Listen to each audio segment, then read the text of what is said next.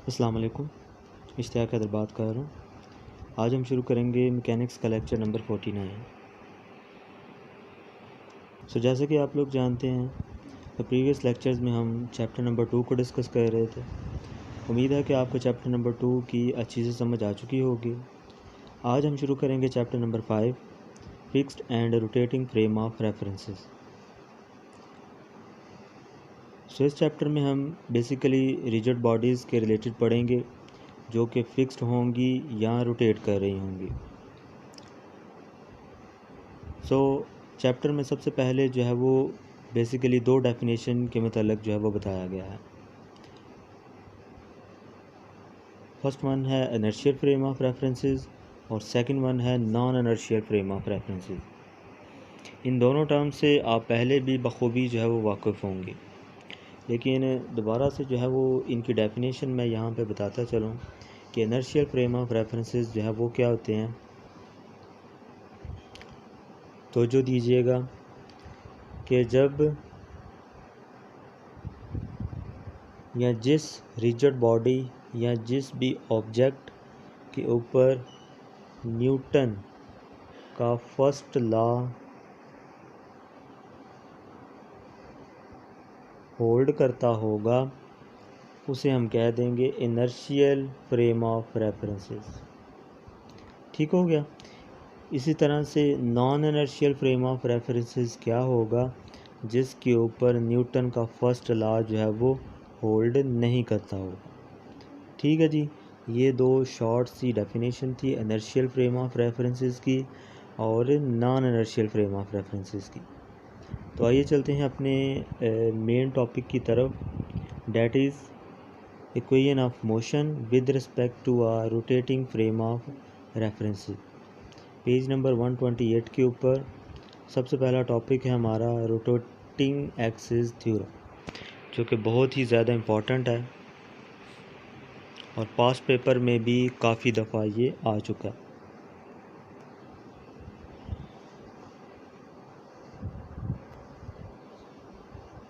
इसको पढ़ते हैं जी।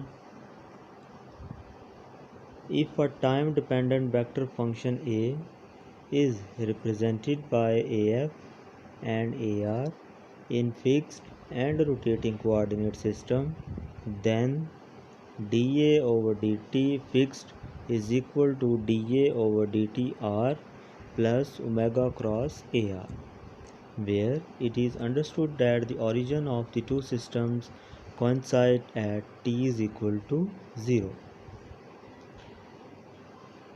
तो ये है जी रोटेटिंग एक्सिस थ्योरम की स्टेटमेंट। पेपर एग्ज़ाम में कि ये किस तरह से आता है कि बाज़ औक़ात ये वो स्टेटमेंट ही दे देता है पूरी की पूरी, और बाज़ औक़ात जो है वो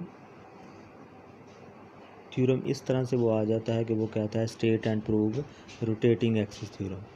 तो इस सूरत हाल में फिर आपको स्टेटमेंट जो है वो भी ज़ुबानी याद करनी पड़ेगी और इसका प्रूफ भी।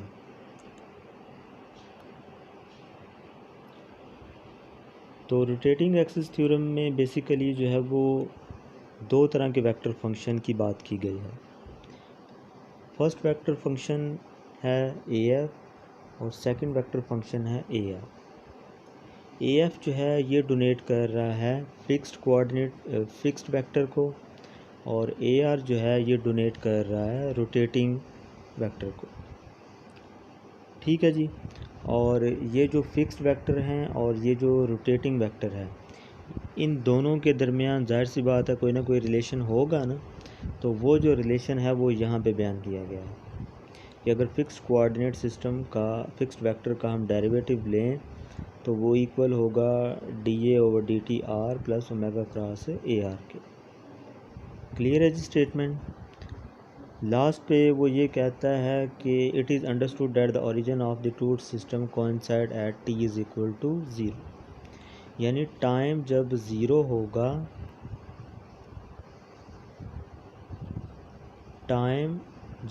होगा, तो वो कहता है कि ये जो फिक्स्ड कोऑर्डिनेट सिस्टम है और ये जो रोटेटिंग कोऑर्डिनेट सिस्टम है, ये जाहिर सी बात है डिफरेंट ही है ना, तो इसलिए उनको डिफरेंट नाम दिए हैं।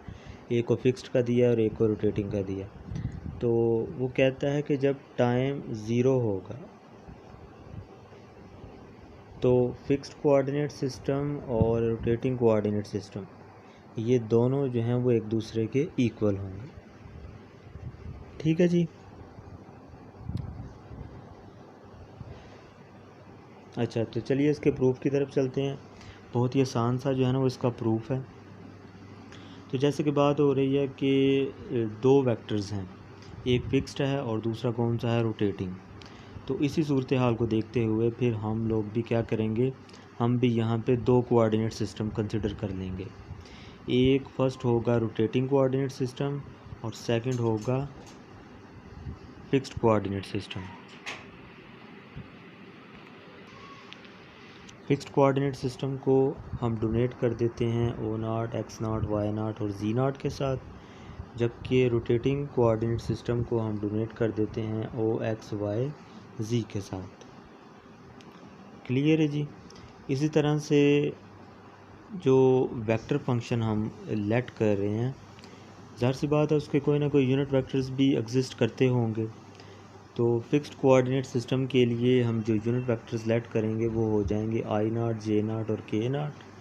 इसी तरह से जो रोटेटिंग कोऑर्डिनेट सिस्टम होगा उसके लिए यूनिट वेक्टर्स हो जाएंगे I, J एंड K।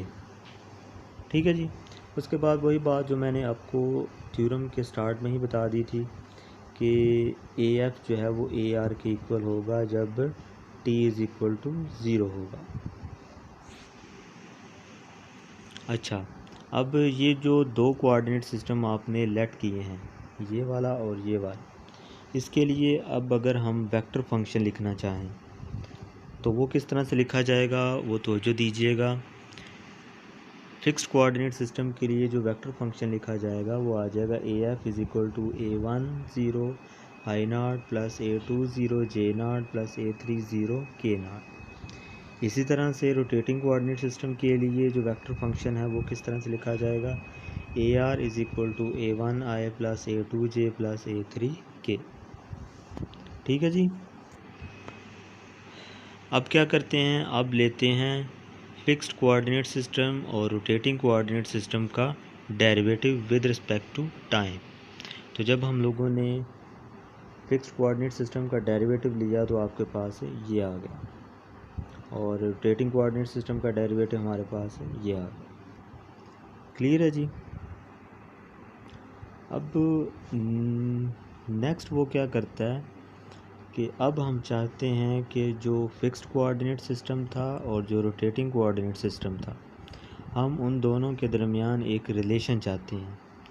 तो उस रिलेशन को क्रिएट करने के लिए हम क्या करेंगे कि फ़िक्स्ड कोऑर्डिनेट सिस्टम को रिप्रेजेंट कर देंगे रोटेटिंग कोऑर्डिनेट सिस्टम की फॉर्म में। तो जो दीजिएगा इम्पॉर्टेंट पॉइंट है कि क्या करेंगे, फ़िक्स्ड कोऑर्डिनेट सिस्टम को रिप्रेजेंट कर देंगे रोटेटिंग कोऑर्डिनेट सिस्टम के फॉर्म में।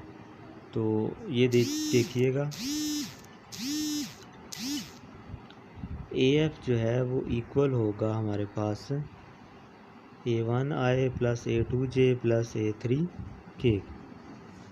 I, J और K जो था ये यूनिट वेक्टर्स हमने लेट किए थे ना रोटेटिंग के लिए, तो इसको फिर हमने रिप्रेजेंट कर दिया फिक्स्ड कोऑर्डिनेट सिस्टम की फॉर्म। ये क्यों किया हम लोगों ने, क्योंकि हम चाहते थे कि हम एक रिलेशन क्रिएट करें फिक्स्ड कोऑर्डिनेट सिस्टम और रोटेटिंग में। So that's why we write AF is equal to A1I plus A2J plus A3K। अब क्या करना है, फर्दर जो है वो इसका डेरिवेटिव ले लें dt के लिहाज से। तो ये आ जाएगा dt d/dt is equal into A1I plus A2J plus A3K। Clear हो गया जी। अब ये जो वेक्टर फंक्शन हमने लिखा, इसकी राइट हैंड साइड में अब हमारे पास A1 जो है ये भी एज अ वेरिएबल कंसिडर होगा और I जो है ये भी एज अ वेरिएबल कंसिडर होगा, नॉट अ यूनिट वेक्टर। ठीक है, क्योंकि AF के लिए यूनिट वेक्टर तो हमने लिए हुए हैं I0, J0 और K0, ऐसे ही है ना। तो इसीलिए यहाँ पे हम इन दोनों का डेरिवेटिव लेंगे, ये दोनों जो है वो एज अ वेरिएबल कंसिडर होंगे। ये बात आपने जहन में रखनी है। ये फिक्स्ड कोऑर्डिनेट सिस्टम के लिए हम फाइंड कर रहे हैं, और फिक्स्ड कोऑर्डिनेट सिस्टम में I, J और K जो हैं ये यूनिट वेक्टर्स नहीं हैं, ये वेरिएबल हैं। सो इसलिए इनके भी डेरिवेटिव जो हैं वो एग्जिस्ट करेंगे। सो इन दोनों के ऊपर क्या लगेगा, इन दोनों के, ये दोनों वेरिएबल्स के ऊपर जो है वो प्रोडक्ट लगेगा और हमारे पास जो है वो इन दोनों के डेरिवेटिव्स आ जाएंगे। क्लियर हो गया जी।